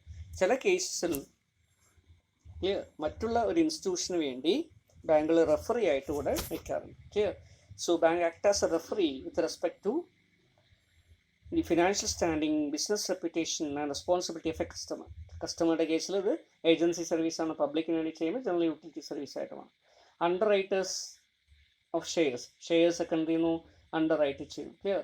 So many it may underwrite shares and debentures issued by government, public bodies and corporation. General ആയിട്ട് പ്രൊവൈഡ് ചെയ്തുകൊണ്ടാണ് ഇതിനെ ഇവിടെ പറയുന്നത്. Issue of gift cheques. Clear? ചില അവസരത്തിൽ നമ്മൾ ഗിഫ്റ്റ് കൂപ്പൺ, അല്ലേ, ഗിഫ്റ്റ് കാർഡ് അല്ലെങ്കിൽ ഗിഫ്റ്റ് ചെക്ക് ഇങ്ങനെയൊക്കെ ബാങ്കുകൾ ഇഷ്യൂ ചെയ്ത് കൊടുക്കാറുണ്ട്. അത് നമുക്ക് ഒരാൾക്ക് പ്രസൻറ്റ് ചെയ്യാം. അവർക്ക് എന്ത് ചെയ്യാൻ പറ്റും? ഈ കൂപ്പണോ അല്ലെങ്കിൽ ചെക്കുകളോ കൊണ്ടുപോയിട്ട് ബാങ്കിൽ കൊടുത്തിട്ട് അല്ലേ അവർക്ക് ആവശ്യമുള്ള സമയത്ത് പൈസ വിഡ്രോ ചെയ്യാം. ഇതാണ് gift. Then foreign exchange deal ചെയ്യുന്നതിൻ്റെ ഫലമായിട്ട് ഫോറിൻ എക്സ്ചേഞ്ചിൽ മാറ്റി കൊടുക്കുന്നു. Credit cards. ക്ലിയർ? ബാങ്കിൽ എന്ത് ഇഷ്യൂ ചെയ്യുന്നു? ക്രെഡിറ്റ് കാർഡ്സ് ഇഷ്യൂ ചെയ്യുന്നു. പ്രത്യേകിച്ചും കസ്റ്റമേഴ്സിനാണ് വരിക. അങ്ങനെ വരുന്ന സമയത്ത് ഇതൊരു ഏജൻസി സർവീസായിട്ട് നമുക്ക് പറയാം. ക്ലിയർ? ട്രാവലേഴ്സ് ചെക്കുകൾ ബാങ്കുകൾ ഇഷ്യൂ ചെയ്യുന്നു. Collection of statistics. Clear? Travellers check നമുക്കറിയാം അല്ലേ, വിദേശ രാജ്യങ്ങളൊക്കെ ട്രാവൽ ചെയ്യുന്ന സമയത്ത് പൈസ കൊണ്ടുപോകുന്നത് ബുദ്ധിമുട്ടായിരിക്കും അല്ലേ, റിസ്ക്കിയാണ്. അതുകൊണ്ട് എന്ത് ചെയ്യുന്നു? അത് മാത്രമല്ല അവിടെയുള്ള രാജ്യങ്ങളിൽ വേറെ ഡിനോമിനേഷൻ ആയിരിക്കും കറൻസി ഉണ്ടാവുക. അതുകൊണ്ട് ബാങ്കിൽ ഇവിടുന്ന് ഇന്ത്യൻ റുപ്പി വാങ്ങിച്ചിട്ട് എന്ത് ചെയ്യും? They will issue travellers check. Clear? അപ്പോൾ ഈ ട്രാവലേഴ്സ് ചെക്ക് വിദേശ രാജ്യങ്ങളിൽ കൊണ്ടുപോയിട്ട് ഇവരുടെ ബ്രാഞ്ചിൽ എന്ത് ചെയ്യാം? കൊടുത്ത് അവർക്ക് പൈസ വാങ്ങിക്കാൻ പറ്റും, ഡോളർ വാങ്ങിക്കാൻ പറ്റും. ക്ലിയർ? ഈ രീതിയിലാണ് travellers cheque issue. Then collection of statistics. ബാങ്കിൽ ചില ഇമ്പോർട്ടൻ്റ് ആയിട്ടുള്ള സ്റ്റാറ്റിസ്റ്റിക്സ്, ഇൻഡസ്ട്രി, ട്രേഡിനെയും കൊമേഴ്സിനെയും മണിയെക്കുറിച്ചും ബാങ്കിങ്ങിനെ കുറിച്ചുള്ള ഇൻഫർമേഷനൊക്കെ കളക്ട് ചെയ്യുകയും പബ്ലിഷ് ചെയ്യുകയും ചെയ്യും. ക്ലിയർ? ഇതൊക്കെ ജനറൽ യൂട്ടിലിറ്റി സർവീസായിട്ട് പരിഗണിക്കപ്പെടാം. ഓക്കെ.